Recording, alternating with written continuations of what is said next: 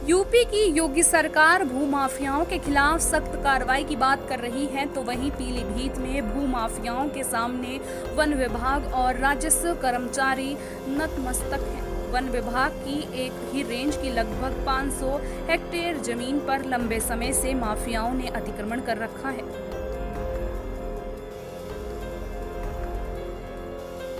दरअसल मामला tiger reserve Sharda park का है, जहां आजादी के बाद शारदा पार आकर बसे बांग्लादेशियों के नाम पर पूरनपुर तहसील कर्मचारियों ने वन विभाग की कुछ हेक्टेयर जमीन के पट्टे पर दिए गए, लेकिन देखते ही देखते शारदा पार माफियाओं ने वन विभाग की 500 हेक्टेयर जमीन को घेर लिया और आज तक वन विभाग सहित राजस्व के कर्मचारी इन माफियाओं से जमीन मुक्त नहीं करा सके, क्योंकि बाहरी रेंज के कर्मचारी और पूरनपुर तहसील के अधिकारी इन माफियाओं से जमीन के बदले उगाही करते हैं, जिससे लगातार माफिया वन विभाग की सरकारी भूमि पर लगातार कब्जा बढ़ा रहे हैं। उधर डीएफओ नवीन खंडेलवाल ने बताया कि शारदा किनारे बांग्लादेश से आकर बसे लोगों के नाम पर पट्टे किए गए थे, लेकिन कुछ लोगों ने वन विभाग की भूमि जबरन अतिक्रमण कर रखी है।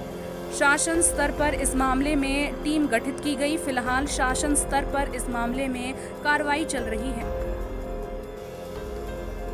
ये जो प्रकरण है, इसमें जो आज़ादी के बाद से विस्थापित लोग होकर आए हैं, खासतौर से नोना मधुसागर और जो बंगाली समुदाय के लोग बांग्लादेश जब विभाजित हुआ था तब लोग जो आए थे उनको यहाँ पे आके सरकार द्वारा बसाया गया था। तो उस पर चर्चा करने के लिए कैसे उनको विनियमित किया सकता है, कर सकता है, उस संबंध में एक उच्च स्तर से कमेटी बनी थी कमिश्नर महोदय की स्थिति में। 4 जिले ऐसे हैं जहाँ पे काम हो रहा है, पीलीभीत, रामपुर, बिजनौर और लखीमपुर खीरी।